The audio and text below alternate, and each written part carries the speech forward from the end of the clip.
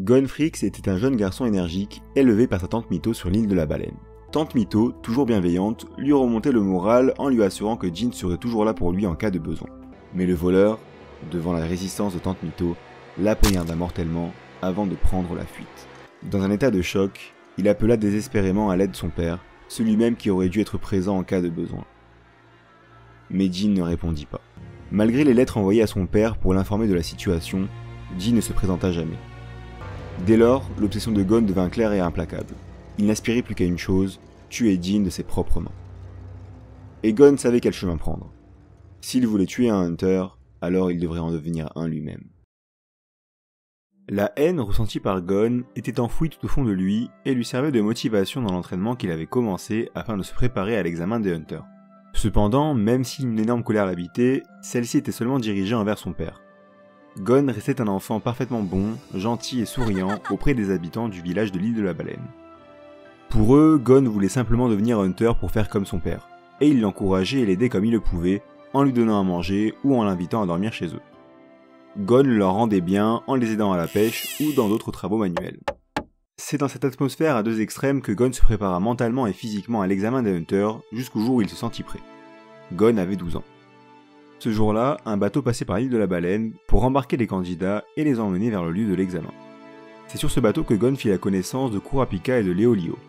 Malgré un début de relation tumultueux entre ses deux nouveaux compagnons, ils finirent par former un groupe soudé lorsqu'ils sauvèrent la vie d'un homme qui venait de basculer par-dessus bord alors qu'une tempête s'était abattue sur le navire. Sans qu'il le sache, il venait de valider l'épreuve préliminaire de l'examen des Hunters. Arrivé à bon port, le groupe se dirigea vers leur prochaine étape. Ils devaient rejoindre le grand cèdre au sommet de la montagne afin d'accéder plus rapidement au lieu où se tiendra l'examen des Hunters.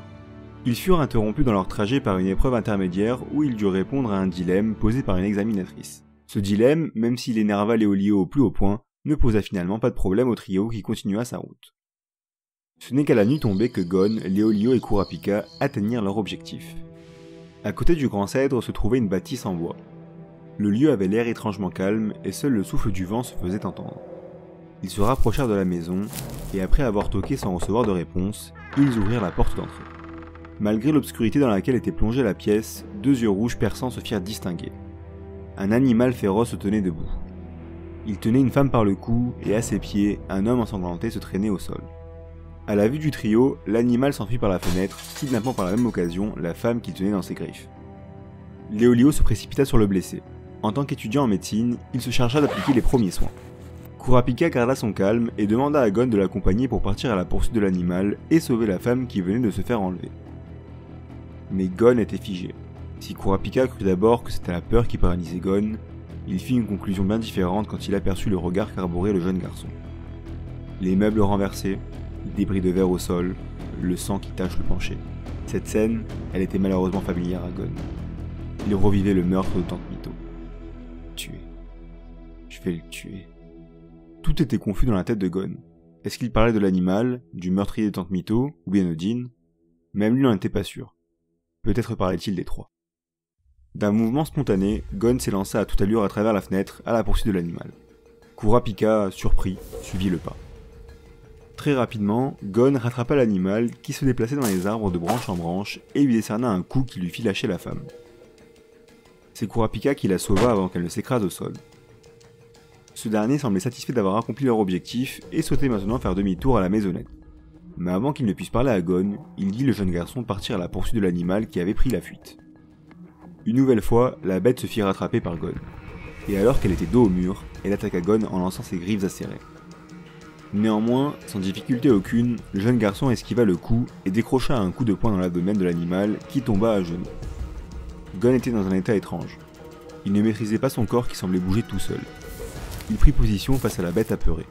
Ses deux pieds étaient plantés au sol et il semblait charger son poing d'une énergie qu'il ne comprenait et ne maîtrisait pas. C'était instinctif. Gon, plein de rage, lança son poing vers la bête avec un sentiment certain. Il allait la tuer. Non, s'il te plaît, ne fais pas ça. La bête savait parler. Ces quelques mots firent reprendre conscience à Gon. Il avait le sentiment d'être face à un humain. S'il était capable d'abattre un animal, Gon n'avait jamais ôté la vie d'un homme. Alors que son poing s'approchait de la bête, un combat intérieur se déroulait dans le cœur de Gon. Sa bonté et sa haine se livraient une bataille infernale. et au final... Gon ne put se résoudre à tuer. C'est à ce moment-là que Kurapika arriva sur place. Le jeune garçon était en larmes. Si je ne peux pas tuer, je ne pourrai jamais venger Tante Mito. Si Kurapika ne connaissait pas l'histoire de Gon, il pouvait comprendre les sentiments du jeune homme.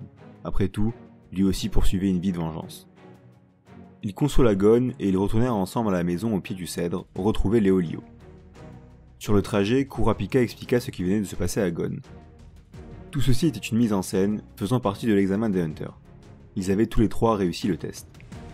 Le lendemain, le trio arriva enfin sur le lieu de rassemblement. Tous les candidats à l'examen étaient présents dans ce qui semblait être un tunnel. Tout de suite, Gon sentit une présence qui attisa sa curiosité. C'était un homme à l'apparence d'un Joker, son nom était Hisoka. Pour une raison qu'il ne comprenait pas, il sentait que cet homme pourrait le rapprocher de son but. Mais le début de l'épreuve l'empêcha de se concentrer sur Hisoka. L'examinateur venait d'arriver. L'épreuve était simple, il suffisait de suivre la cadence et parcourir une distance inconnue. Ce test physique ne posait aucun problème à Gon qui disposait d'une grande endurance. Durant l'épreuve, il rencontra un jeune garçon de son âge qui arborait une crinière blanche. Il se dénommait Killua. Gon et Killua devinrent très vite amis. Ils étaient tous les deux surpris des capacités physiques de l'autre et prenaient l'examen pour un jeu. L'étape qui suivit était un concours de cuisine. Mais à la surprise générale, tous les candidats échouèrent. Heureusement pour eux, l'épreuve fut annulée de par l'avis de l'examinatrice jugée trop sévère. Une autre épreuve fut proposée à la place, et Gon, Killua, Kurapika et Léolio la passèrent avec brio. La journée se termina, et les candidats toujours en lice embarquèrent dans un dirigeable en direction du prochain test. Après un repos bien mérité, tout le monde fut déposé sur le toit d'une immense tour de laquelle il n'était pas possible de descendre. Néanmoins, des trappes étaient cachées sur le sol, répartissant les participants en plusieurs petits groupes. Le quatuor se retrouva ensemble, et une fois quelques péripéties passées, ils arrivèrent sur le lieu de leur prochaine épreuve. Ils faisaient face à des prisonniers qu'ils allaient affronter en duel chacun leur tour. Killua gagna son duel qui consistait à garder allumée une bougie plus longtemps que celle de son adversaire. Léolio perdit le sien, dupé par la prisonnière qui lui faisait face. Kurapika affronta un prisonnier qui se faisait passer pour un membre de la Brigade Fantôme, l'organisation qui était à l'origine du massacre du clan du jeune homme. Kurapika, d'un naturel calme et posé, écrasa son adversaire avec une violence brute et froide. Puis vint le tour de Gon. Il fit face à un homme d'une grande carrure qui avait l'air dangereux. Léolio le reconnut tout de suite. L'homme était un tueur en série qui avait éliminé plus de 140 personnes à main nue. Il conseilla à Gon d'abandonner. Sauf que Gon n'entendait plus rien. Un tueur en série ? Tu as tué toutes ces personnes innocentes ? Demanda Gon d'un ton grave. Tu as l'air sous le choc, on dirait. Bah quoi ? Tu es ta mère ou quoi, gamin ? S'amusa le prisonnier. La rage de Gon explosa. Une drôle d'énergie semblait l'envelopper. Contrairement à l'épisode de la montagne, il embrassa pleinement la haine qu'il avait refoulée toutes ces années. Gon était prêt. Je n'hésiterai pas cette fois-ci. Je n'ai pas le droit. Tu vas mourir.